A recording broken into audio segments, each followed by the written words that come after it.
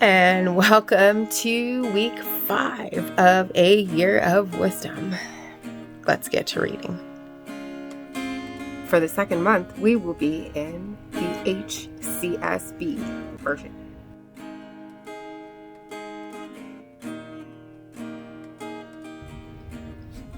Day 33. Job 2 in HCSB.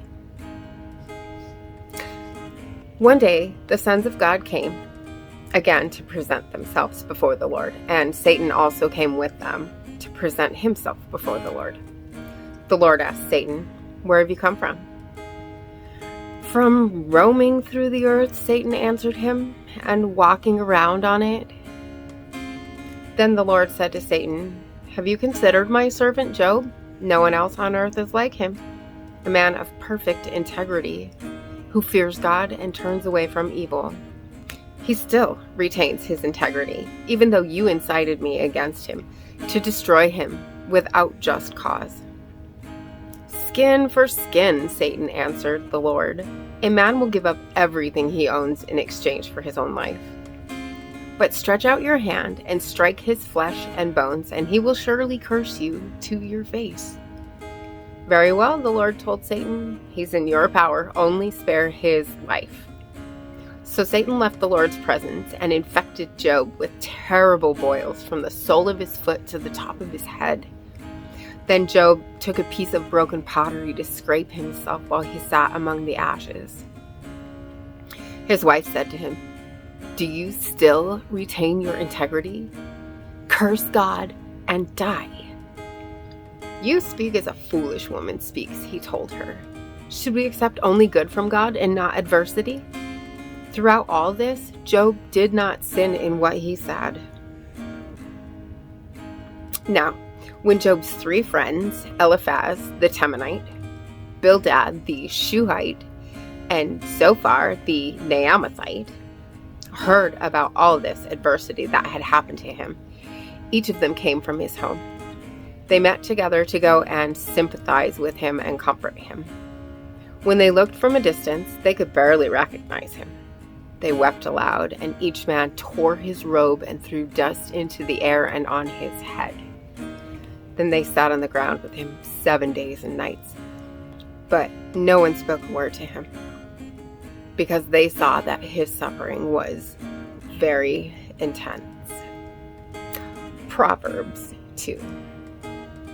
My son, if you accept my words and store up my commands within you, listening closely to wisdom and directing your heart to understanding, furthermore, if you call out to insight and lift your voice to understanding, if you seek it like silver and search for it like hidden treasure, then you will understand the fear of the Lord and discover the knowledge of God. For the Lord gives wisdom. From his mouth come knowledge and understanding. He stores up success for the upright. He is a shield for those who live with integrity, so that he may guard the paths of justice and protect the way of his loyal followers. Then you will understand righteousness, justice, and integrity, every good path. For wisdom will enter your mind, and knowledge will delight your heart. Discretion will watch over you, and understanding will guard you, rescuing you from the way of evil, from the one who says perverse things, from those who abandon the right paths to walk in the ways of darkness, from those who enjoy doing evil and celebrate perversion, whose paths are crooked and whose ways are devious. It will rescue you from a forbidden woman, from a stranger with her flattering talk, who abandons the companion of her youth and forgets the covenant of her God. For her house sinks down to death, and her ways to the land of the departed spirits. None return who go to her. None reach the paths of life. So, follow the way of good people and keep to the paths of the righteous.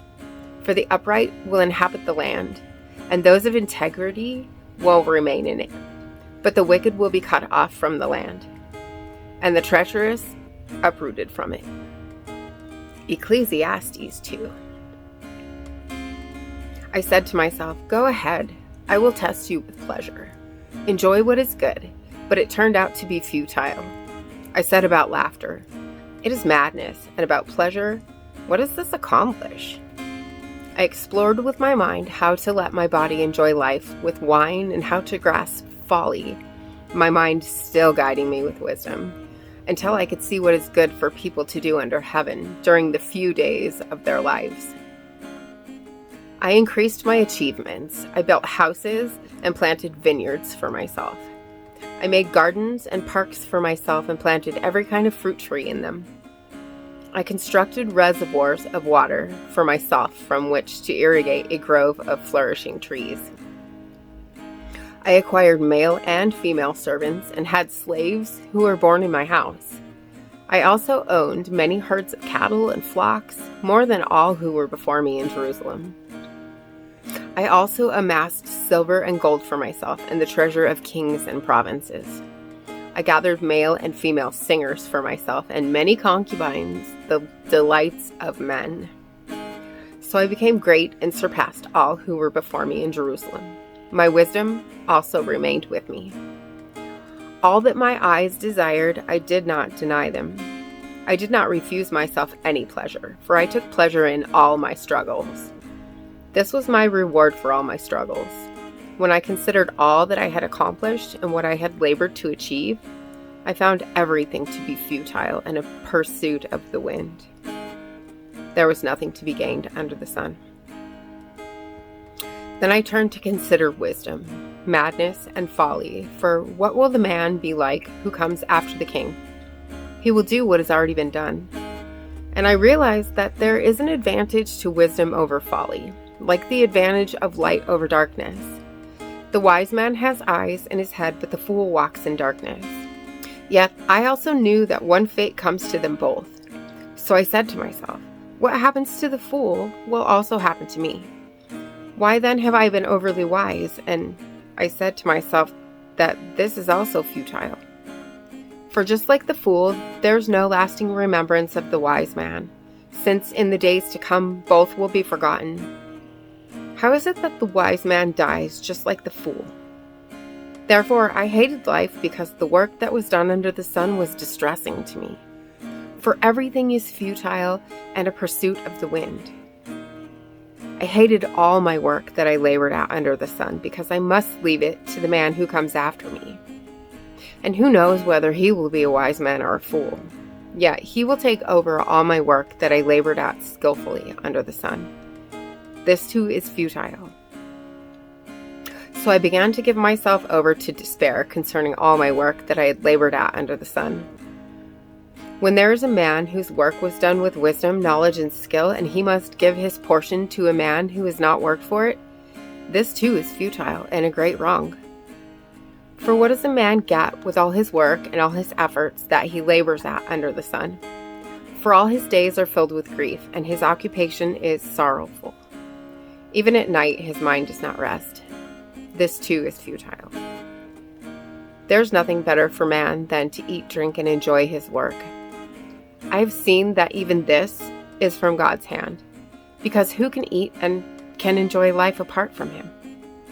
For to the man who is pleasing in his sight, he gives wisdom, knowledge, and joy, but to the sinner, he gives the task of gathering and accumulating in order to give to the one who is pleasing in God's sight.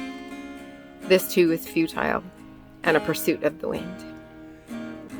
And once again, thank you for being here, and hit the subscribe button right there, and I will see you tomorrow night. Blessings. When my head's completely full and my heart is worry-worn, I know without a doubt you'll carry me out of the storm. I'm standing at the crossroads, I'm lost without a clue. I need a big pink neon sign to show me what to do. I thank you, Lord, it glorifies you when you're the only answer. I praise you, Lord, for holding what's too much for me. And I'm amazed by you, Lord, because nothing's too big and nothing's too small to lay at your feet. I want to thank you, Lord, for believing in